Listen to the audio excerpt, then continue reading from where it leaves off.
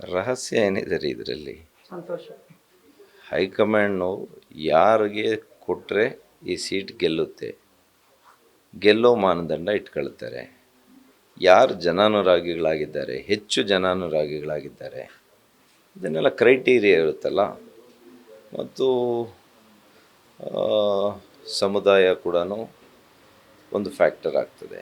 ಎಲ್ಲ ಫ್ಯಾಕ್ಟರ್ಸ್ನ ಇಟ್ಕೊಂಡು ಅಂತಿಮವಾಗಿ ರೀಜನಲ್ ರೆಪ್ರೆಸೆಂಟೇಷನು, ಕಾಸ್ಟ್ ರೆಪ್ರೆಸೆಂಟೇಷನು, ಪಾಪ್ಯುಲಾರಿಟಿ, ವಿನ್ನಬಿಲಿಟಿ, ಇವೆಲ್ಲ ಕ್ರೈಟೀರಿಯಾಸ್ ಒಂದು ವ್ಯಕ್ತಿಯನ್ನು, ಒಂದು ಅಭ್ಯರ್ಥಿಯನ್ನು ಮಾಡಬೇಕು ಅಂದರೆ ಒಂದು ರಾಷ್ಟ್ರೀಯ ಪಕ್ಷ, ಅದರಲ್ಲಿ BJP.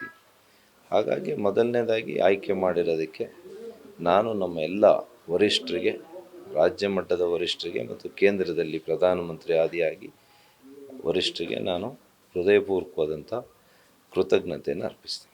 ಸರ್, ಈಗ ಚಿಕ್ಕಬಳ್ಳಾಪುರದಲ್ಲಿ BJP ಅನ್ನೋದು ಇರಲಿಲ್ಲ. ಸುಧಾಕರ್ ಬಂದ ಮೇಲೆ ಈ BJP ಅಲ್ಲಿರ್ತಕ್ಕಂಥದ್ದು. ಈ ಸಂದರ್ಭದಲ್ಲಿ ಏನು ಹೇಳುತ್ತೆ ಸರ್?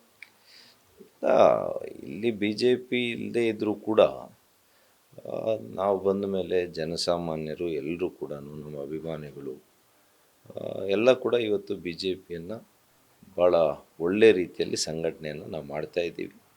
ಸ್ವಲ್ಪ ಮೊನ್ನೆ ವಿಧಾನಸಭಾ ಚುನಾವಣೆಯಲ್ಲಿ ಸ್ವಲ್ಪ ಮತಗಳು ಕಡಿಮೆ ಆಗಿರ್ಬೋದು, ಆದರೆ 100ಕ್ಕೆ 100 ನಮ್ಮ ಜಿಲ್ಲೆಯಲ್ಲಿ, ಚಿಕ್ಕಬಳ್ಳಾಪುರ ಜಿಲ್ಲೆ ಇರ್ಬೋದು, ಕೋಲಾರ ಜಿಲ್ಲೆ ಇರ್ಬೋದು, ಬೆಂಗಳೂರು ಗ್ರಾಮಾಂತರ ಜಿಲ್ಲೆ ಇರ್ಬೋದು, 100ಕ್ಕೆ 100 ಮುಂದೆ ವಿಧಾನಸಭಾ ಚುನಾವಣೆ ಅಷ್ಟೊತ್ತಿಗೆ ತಾವು ನೋಡ್ತೀರಿ, ಸುಮಾರು 8ರಿಂದ 10 MLAಗಳು ಇನ್ನೂ ಕೂಡ ಹೆಚ್ಚಿಗೆ ಕೂಡ ಆಗ್ಬೋದು.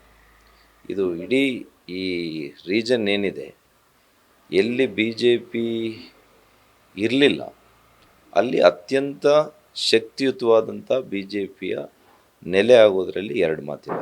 ಆ ರೀತಿಯ ನಾಯಕರು ಬರ್ತಾರೆ.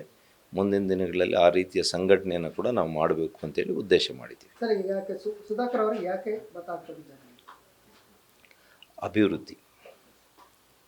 ಸುಧಾಕರ್ ಅಂದರೆ ಇವತ್ತು ಈ ಕ್ಷೇತ್ರದಲ್ಲಿ ಕಳೆದ 10 ವರ್ಷಗಳಲ್ಲಿ ಸುಧಾಕರ್ ಕೊಟ್ಟಂಥ ಮಾತು, ಭರವಸೆ, ಅದನ್ನು ಅಕ್ಷರಶಃ ಈಡೇರಿಸಿದ್ದೀನಿ. ಅದು ನೀರಾವರಿ ಇರ್ಬೋದು, ಶಿಕ್ಷಣ ಕ್ಷೇತ್ರ ಇರ್ಬೋದು, ವೈದ್ಯಕೀಯ ಕಾಲೇಜ್ ಇರ್ಬೋದು, ನಂದಿ ಬೆಟ್ಟದ ರೋಪ್ವೇ ಇರ್ಬೋದು, ವೈದ್ಯಕೀಯ ಮೆಡಿಕಲ್ ಕಾಲೇಜ್ ಇರ್ಬೋದು, ಇಶಾ ಫೌಂಡೇಶನ್ ಇರ್ಬೋದು, ಪ್ರವಾಸೋದ್ಯಮ ಕ್ಷೇತ್ರಗಳ ಅಭಿವೃದ್ಧಿಪಡಿಸಿರೋದು ಇರ್ಬೋದು, ಇವತ್ತು ಶ್ರೀನಿವಾಸ ಸಾಗರ ಕೆರೆ, ಇದೆಲ್ಲ ಕೂಡ ಇವತ್ತು ಪ್ರವಾಸೋದ್ಯಮ ಕ್ಷೇತ್ರಗಳಾಗಿದ್ದಾವೆ.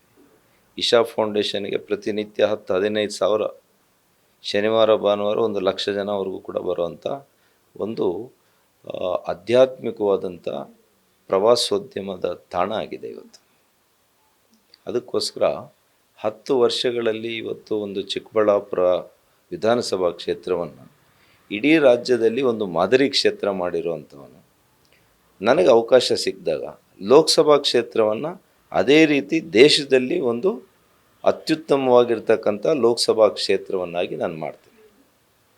ಸರ್, ಈಗ ಆರಂಭದಲ್ಲಿ ತಮ್ಮ ಬಂಡಾಯ ಯಾವುದೂ ಬಂಡಾಯ ಇಲ್ಲ ರೀ. ಸ್ವಲ್ಪ ಭಿನ್ನಾಭಿಪ್ರಾಯ, ಬೇಸರ ವ್ಯಕ್ತಪಡಿಸಿದ್ದಾರೆ. ಅದು ಮನುಷ್ಯನ ಸಹಜ ಗುಣ. ಎಲ್ಲ ಸರಿ ಹೋಗಿದೆ, ಎಲ್ಲ ಸರಿ ಹೋಗಿದೆ. ಇವತ್ತು 7 ಕ್ಷೇತ್ರಗಳಲ್ಲಿ ಎಲ್ಲಾದರೂ ಅಪಸ್ವರ ಇದೆಯಾ? ಎಲ್ಲ ಭಾಳ ಉತ್ಸಾಹದಿಂದ, ಹುಮ್ಮಸ್ಸಿನಿಂದ ಕೆಲಸ ಮಾಡ್ತಾ ಇದ್ದಾರೆ. ಇವೆಲ್ಲ ರಾಜಕಾರಣದಲ್ಲಿ ಅಣ್ಣ ತಮ್ಮಂದರೆ ಜಗಳ ಆಡ್ತಾರಪ್ಪ. ಇಷ್ಟು ದೊಡ್ಡ ಪಕ್ಷದಲ್ಲಿ ಎಲ್ಲೋ ಒಂದು ಕಡೆ ಬೇಸರ ಇರೋವಂಥದ್ದು ಸಹಜ. ಇದು ಎಲ್ಲ ಸರಿ ಹೋಗುತ್ತೆ. ನಮ್ಮ ಮನೆಯಲ್ಲಾಗುವಂಥ ಬೇಸರಗಳು ರಾತ್ರಿ ಆಗೋಷ್ಟಕ್ಕೆ ಸರಿ ಹೋಗುತ್ತೆ. ಎಲ್ಲ ನಮ್ಮ ಕಾರ್ಯಕರ್ತರು, JDS ಮತ್ತು BJP, ನಾವೆಲ್ಲ ಎರಡೂ ಪಕ್ಷದ ಕಾರ್ಯಕರ್ತರು, ಮುಖಂಡರುಗಳು ಸೇರ್ಕೊಂಡು ನಾವು ಅಧಿಕೃತವಾಗಿ 4ನೇ ತಾರೀಕು ಕೊನೆ ದಿನ, ನಾಮಪತ್ರ ಸಲ್ಲಿಕೆ ಕೊನೆ ದಿನ 4ನೇ ತಾರೀಕು ಹಮ್ಮಿಕೊಂಡಿದ್ದೀವಿ. ಕೊಡ್ತೀವಿ, ಅದು ಮ್ಯಾಪ್ ಕೊಡ್ತೀನಿ. ನ್ಯೂಸ್ ಫಸ್ಟ್, ನಿರ್ಭೀತಿಯಿಂದ ನಿಮ್ಮ ಪರವಾಗಿ.